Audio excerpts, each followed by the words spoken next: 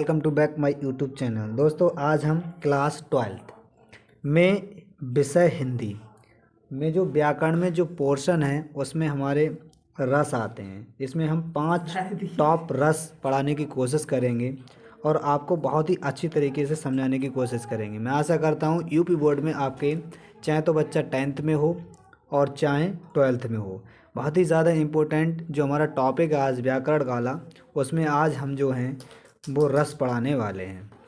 तो इसमें वीडियो को बिल्कुल आप स्किप ना करें, वीडियो को पूरा देखें, तभी आप लोगों को समझ में आएगा। तो इसमें सबसे पहला हमारा जो टॉपिक रहेगा दोस्तों वो अर्थ एवं परिभाषा। किसकी अर्थ, जो हमारा रस है उसका अर्थ क्या होता है और उसकी परिभाषा क्या होती है। बहुत ही आसान तरीके से आप लोगों को मैं समझाने की कोशिश कर रहा हूँ।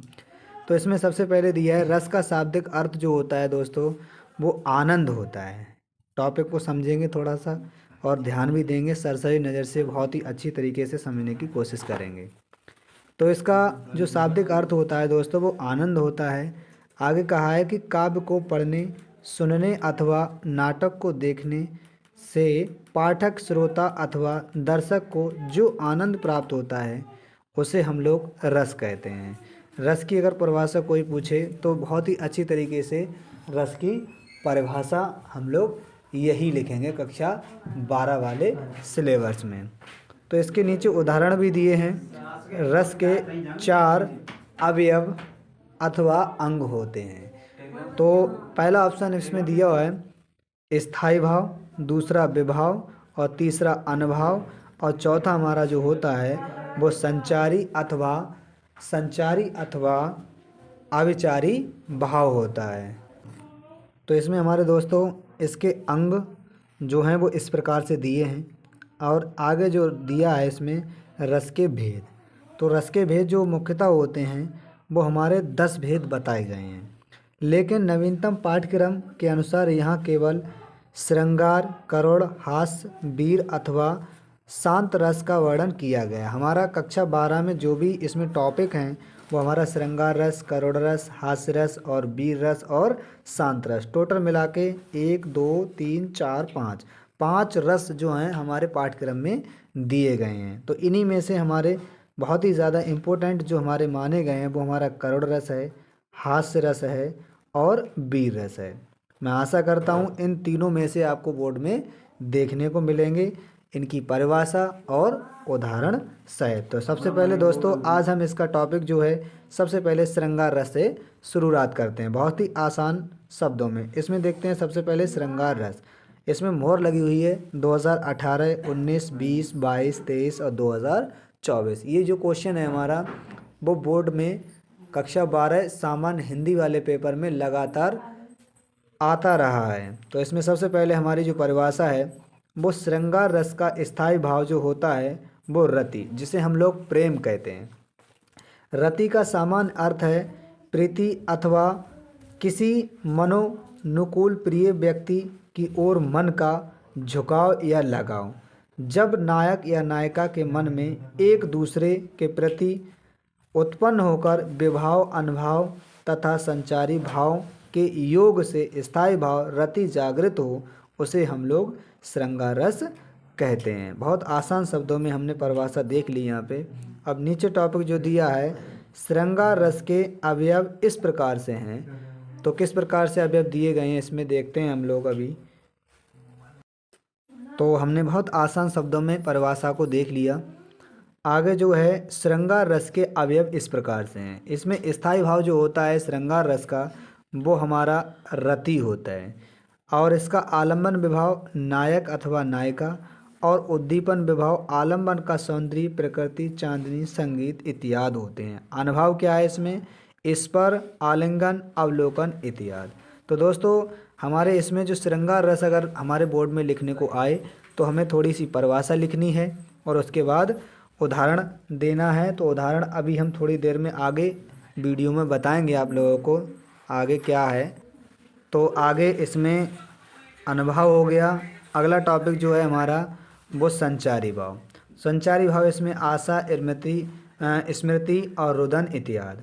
अब नीचे हमारा जो टॉपिक रहेगा श्रृंगार रस के भेद कितने होते हैं। तो हमारे श्रृंगार रस में दो भेद होते हैं। पहला हमारा जो होता है वो संयोग श्रृंगार और दूसरा होता है वियोग श्रृंगार। तो हम लोग देखते हैं आज पहला टॉपिक इसमें दिया है संयोग श्रृंगार। तो इसमें क्या है कि मिलन या संयोग की अवस्था में जब नायक या नायिका के प्रेम का वर्णन किया जाए वहाँ पर संयोग श्रृंगार होता है। बहुत आसान शब्दों में हम लोग परिभाषा लिख सकते हैं और इसका जो उदाहरण है वो हम लोग बहुत अच्छे तरीके से समझेंगे। तो इसमें दिया है राम को रूप निहारित जानकी और कंगन के नग की परछाई और पाते सबय सुध भूल गई कर टेकी रहे पल टारत नाही।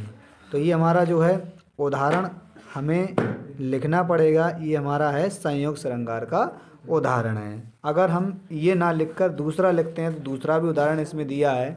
कहत नटत रजत और खिजत मिलत खिलत लिजयात और भरय भवन में करत नैनो ही सब बात। तो ये भाई हमारा किसका उदाहरण है? ये भी हमारा संयोग वाला यानी संयोग श्रृंगार का उदाहरण है। अगला टॉपिक नीचे दिया है हमारा वियोग या विप्रलम श्रृंगार। तो हमारा दूसरा है इसी का भाग। इसको एक दूसरे से दूर रहने की स्थिति में जब नायक या नायिका प्रेम का वर्णन किया जाए तब उसे हम वियोग श्रृंगार कहते हैं। तो ये हमारा वियोग श्रृंगार की परिभाषा रही और इसका जो उदाहरण है बहुत अच्छे शब्दों में दिया है कि हे खग मृग हे मधुकर श्रेणी तुम देखी सीता मृग नैनी। तो ये हमारा टॉपिक यहाँ पे उदाहरण रहा वियोग श्रृंगार का। और दूसरा वाला और दिया है निस्दिन बरसत नैन हमारे सदा रहत पावस और ऋतु हम पै सब जब तय श्याम से धारे। तो इसमें एक हमारा ये उदाहरण है और ये वाला दूसरा उदाहरण है। तो हमारे दो उदाहरण हैं, चाहे हम ये वाला लिख सकते हैं चाहे ये वाला लिख सकते हैं। नंबर जो है हमारे बिल्कुल फुल नंबर जो होता है वो संयोग श्रृंगार और दूसरा होता है वियोग श्रृंगार।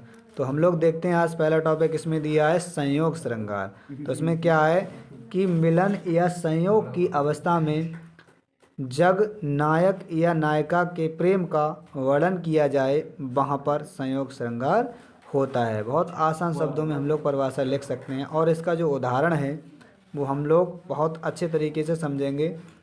तो इसमें दिया है राम को रूप निहारित जानकी और कंगन के नग की परछाई और पाते सबय सुध भूल गई कर टेकी रहे पल टारत नाही। तो ये हमारा जो है उदाहरण हमें लिखना पड़ेगा। ये हमारा है संयोग श्रृंगार का उदाहरण है। अगर हम ये ना लिखकर दूसरा लिखते हैं तो दूसरा भी उदाहरण इसमें दिया है। कहत नटत रजत और खिजत मिलत खिलत लिजयात और भरय भवन में करत नैनो ही सब बात। तो ये भाई हमारा किसका उदाहरण है?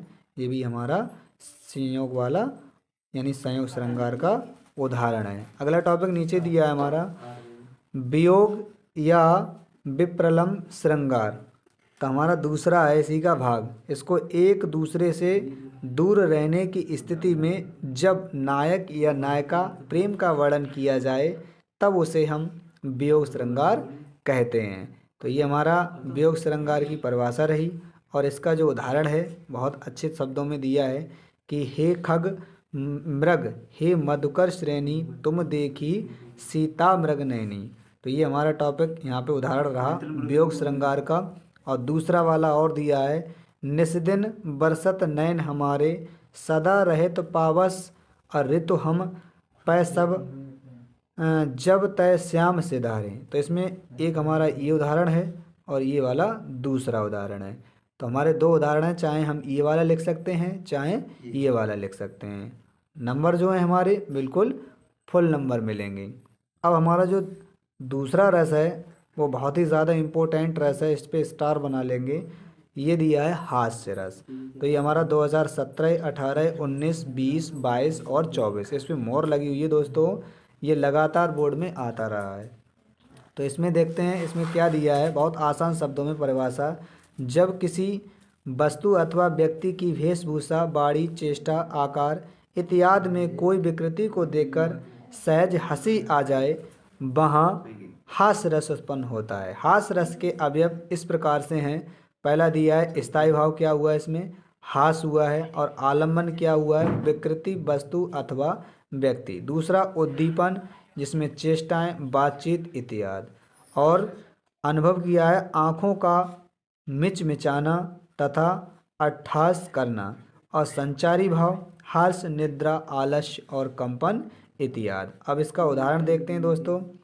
दिया है उदाहरण इसमें, अब इसका उदाहरण जो है इसमें दिया है बिंद की बासी उदासी, तापो व्रतधारी महाबिनु नारी दुखारे। और दूसरा इसमें दिया है बंदर काहे बंदरिया से, चलो नहाने गंगा। और घर पे बच्चे छोड़ दो, वहीं करेंगे हुड़दंगा। तो ये हमारा बहुत ही ज़्यादा अच्छा उदाहरण है, दंगा वाला इम्पोर्टेंट उदाहरण है। अगला जो है तीसरे नंबर पे जो हमारा आता है वो हमारा करुण रस है। ये 2014, 15, 17, 18, 20, 22, 23 और 2024 ये लगातार जो है बोर्ड में आता रहा है। इस पे भी हम लोग स्टार बना लेते हैं। देखते हैं परिभाषा क्या है।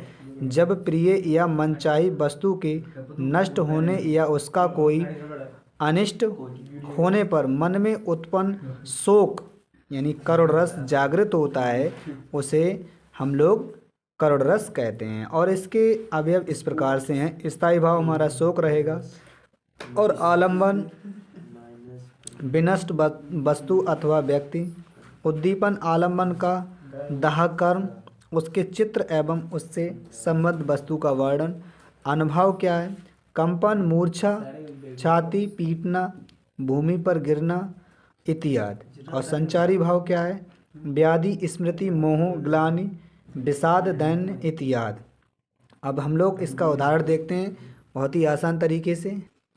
अब इसमें हमारा जो है करुण रस का उदाहरण, अभी तो मुकुट बंधा था मात, और हुए कल ही हल्दी के हाथ। खुले भी ना थे लाज के बोल, और खिले थे चुम्बन शून्य कपोल। ये हमारा पहला उदाहरण है। और ये दूसरा उदाहरण, हाय रुक गई यह संसार, और बिना सिंदूर अनंत अंगार।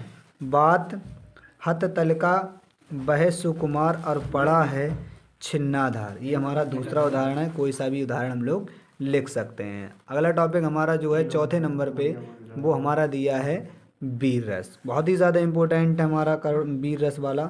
2014, 15, 16, 17, 18, 19, 20, 22, 23 और 2024 में लगातार ये यूपी बोर्ड में आता रहा है क्वेश्चन। 100% श्योर मैं बता रहा हूँ आपको। आप लोगों ने ये पाँचों तैयार कर लिए तो आपके टोटल फुल नंबर हो जाएंगे इस टॉपिक से। तो इसमें दिया है, इसकी परिभाषा क्या है, युद्ध करने के लिए अथवा नीति, धर्म आदि की दुर्दशा को मिटाने जैसे कठिन कार्य करने के लिए मन में उत्पन्न होने वाले उत्साह से वीर रस की उत्पत्ति होती है। वीर रस के अवयव निम्न प्रकार से हैं। पहला ऑप्शन दिया है इसमें स्थायी भाव, वो हमारा उत्साह होना चाहिए। आलम्बन शत्रु, उद्दीपन शत्रु की शक्ति, अहंकार यश की चाह, अनुभव प्रहार करना, गर्वपूर्ण युक्ति और रोमांच कंपन इत्यादि। और संचारी भाव में उत्सुकता, गर्व, चपलता, आवेग इत्यादि। उदाहरण क्या है, रणभीड़ चौकड़ी भर भर कर चेतक बन गया निराला था, और राणा प्रताप के घोड़े से पर गया हवा का पाला था। ये हमारा पहला उदाहरण है। दूसरा, चमड़ी उड़ी सन 57 में वह तलवार पुरानी थी, और खूब लड़ी मर्दानी वह तो झांसी वाली रानी थी। ये हमारा दूसरा उदाहरण है। चाहे तो हम ये वाला लिख सकते हैं, चाहे ये वाला लिख सकते हैं। बहुत ही आसान तरीके से आप लोगों को वीर रस की परिभाषा और उदाहरण हमने बताए हैं।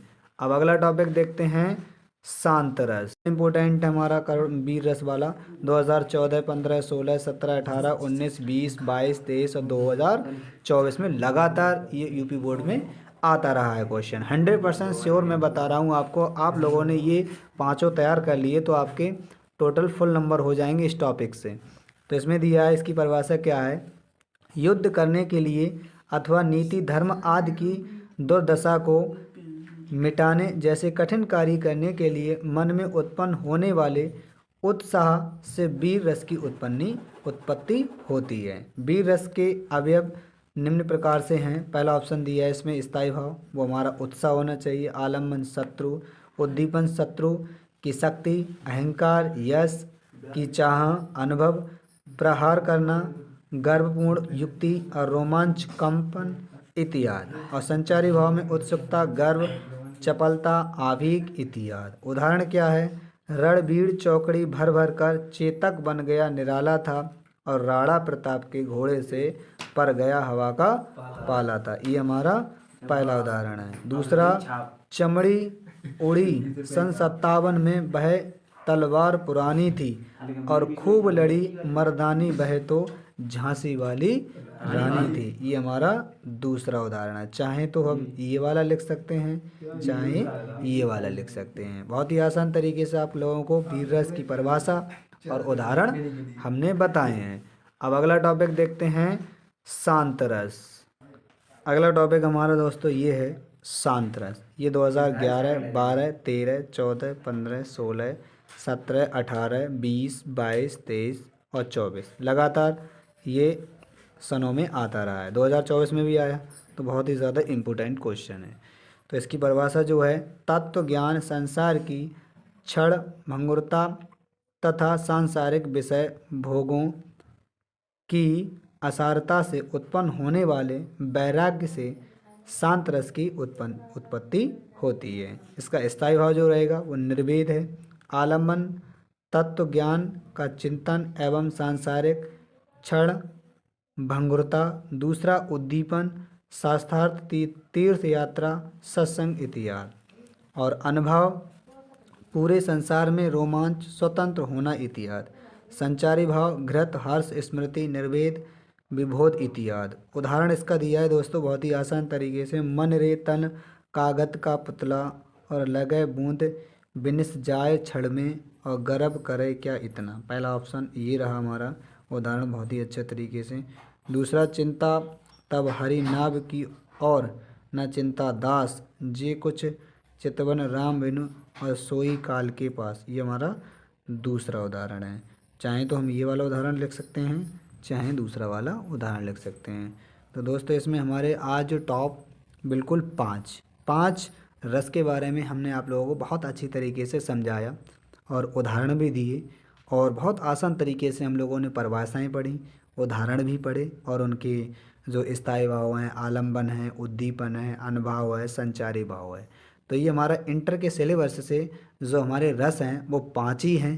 तो पाँचों की ये टॉपिक जो थे मैंने बहुत अच्छी तरीके से एनालिसिस किए, बहुत ही अच्छी तरीके से। मैं आशा करता हूँ कि मेरी वीडियो जो है आप लोगों को पसंद आई होगी। तो कृपया इस चैनल को लाइक करें, शेयर करें और कमेंट भी करें, और कमेंट में लिखें कि हमारी वीडियो कैसी लग रही है। लगातार इस चैनल पर कक्षा 10 और कक्षा 12 आज सब्जेक्टिव वीडियो अपलोड हो रही हैं। आप लोग वीडियो को लगातार देखें और चैनल पर लगातार बने रहें। इसी के साथ मैं अपनी वीडियो को विराम देता हूँ। Thank you.